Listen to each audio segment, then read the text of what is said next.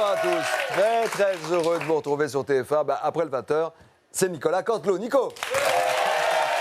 Et ce soir, l'information principale, c'est bien sûr Lance Armstrong, déchu de ses 7 titres de vainqueur du Tour de France. 7 titres, oui, il est déchu, il est même très déchu. Hein, ouais. Très déchu. Alors la question qui se pose, c'est qui réellement donc a finalement gagné le Tour de France? C'est la question que vous posez. Bah oui, c'est qui est-ce qui a gagné le Tour de France? Oui, c'est qui a gagné le Tour de France? Ça va. Alors là, donc on va chercher bien sûr le deuxième, mais le deuxième, le problème c'est qu'il est dopé. Donc en fait, même les 5 premiers, on peut pas. Il faut remonter aux années 2000. Non. Et là non plus, il n'y a pas de sportif. Pardon. Et en fait, on est en 1923 où on a un sportif propre, c'est Maurice Caramagnole qui est le vainqueur du Tour de France. Bravo Maurice. Maurice Caramagnole. Bravo Maurice, bravo. Et puis l'information la moins principale, Nicolas. Alors l'info la moins principale, c'est qu'il y a quand même des sports qui restent propres. Ah, regardez. Je serai au Queen à 23h. Oups, pardon, je ne vous avais pas vu. On parle tout de suite de sport avec du dopage dans le cyclisme. On se rend tout de suite au siège de l'agence antidopage où les sentences vont bientôt tomber. C'est parti. Lance Armstrong tombe sur 6 ans. 6 ans d'emprisonnement. Contador, lui, écope de 2 ans. Et enfin, Ulrich, 1 an pour Ulrich. Bonsoir à tous, c'est Nelson Montfort en direct de la piscine olympique pour l'épreuve reine de ces Jeux paralympiques. Il s'agit bien sûr de natation avec cette épreuve tant attendue du 100 mètres papillon en fauteuil roulant, bien entendu, avec un très très bon départ du Roumain qui galère avec les roues de son fauteuil. Il ne veut pas couler, le Roumain. Oh là là, son équipe est dépitée. Oui, ici Pierre Fula pour l'épreuve de la longueur de poil sous les aisselles avec la chinoise Zhang Ziyi qui bat son record avec 15 cm 67, un poil près. Oui, écoutez, après les poils, le bassin où nous retrouvons le grec Nikos Sliptroptis pour l'épreuve du non-plongeon acrobatique. Attention, c'est parti. Magnifique non-plongeon. Oui, l'épreuve tant attendue du non-saut en hauteur avec la Tchèque qui s'élance. Et ça passe. Et génial ici, Gérard Holtz pour la finale de boxe déloyale qui oppose le français Cédric Clémenceau, 17 ans, dans le coin. 48 kilos, premier combat. Un peu tétanisé, il faut le dire, à la vue de son adversaire, le géant sénégalais Koulibaly.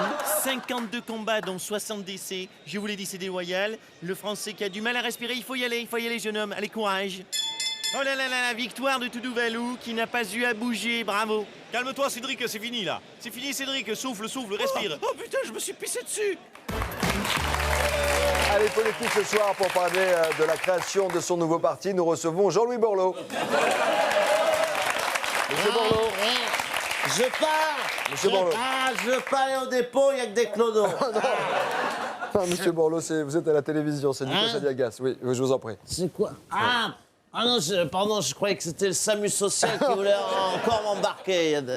Genre, parce que hier, on a fêté l'arrivée du Beaujolais, de mon parti nouveau. Oui. L'UDI, et du coup, voilà. Voilà, alors justement, votre nouveau parti s'appelle l'UDI, l'Union des démocrates indépendants. Monsieur Borloo, parlez-moi un petit peu de l'organisation de ce parti. Organisation, moi je vois bien 20 tables, vous voyez, avec un flipper, un billard, des tabourets, un distributeur cacahuètes, et puis de la transparence pour ceux qui viennent. Il faut que les tarifs des consommations soient affichés, il faut des horaires précis sur les happy hours. Non mais attendez, c'est pas un parti politique dont vous parlez là, c'est juste un bar là. Alors justement, je voulais appeler ça, moi, au départ, le balto. Le bar. Au rendez-vous des amis, ou chez Jean-Louis, au bar des cyclistes, et puis bon, mes camarades d'aventure m'ont dit non, ça fait pas politique, ça va finir par se voir. Alors j'ai dit ok, feu vert pour l'UDI. Ouais, l'Union des démocrates indépendants, c'est un peu plus discret, c'est plus quand même, ça passe mieux. Comment ça, c'est pas l'Union des ivrognes? Non. Mon baiser, c'est quoi? Merci Monsieur Borloo, on va pas s'en sortir. Allez, après 7 mois à la tête du gouvernement. Oui. Dis donc mon salaud, t'es au modem toi? Je suis pas du tout au modem, hein, je sais pas de quoi. Orange. Je l'aurais, je l'aurais. Oui, c'est ça, faites le malin. Après 7 mois à la tête du gouvernement, le Premier ministre peine à imprimer sa marque. Pourtant, il a un vrai style à lui, c'est incontestable. Regardez.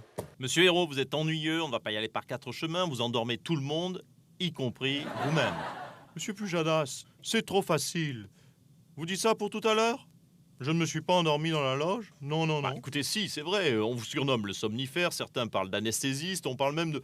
On vous surnomme le chiantologue. Écoutez, ce sont des candidatons, parce que j'ai peut-être dormi au maquillage tout à l'heure, mais maintenant je suis au taquet. Je suis une véritable pile électrique.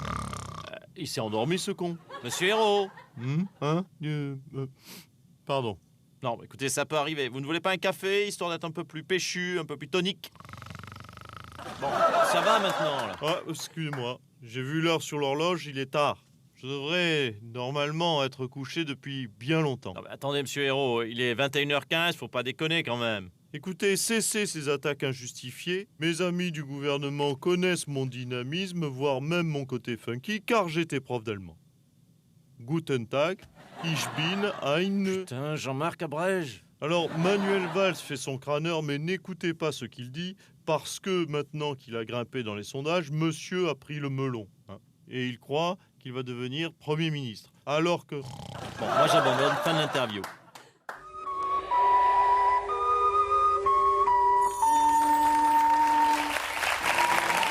Vous l'attendez tous dans un instant sur TF1, c'est le mentaliste. Monsieur Borloo Mentaliste. Oui. C'est qui? C'est un gars qui boit des mentalos? Pas tout à fait, pas tout à fait, c'est l'autre. Merci d'être passé nous voir en tous les cas. Reposez-vous tranquillement. Un grand bravo à Nicolas Canteloup et à demain. Merci de votre fidélité. Salut!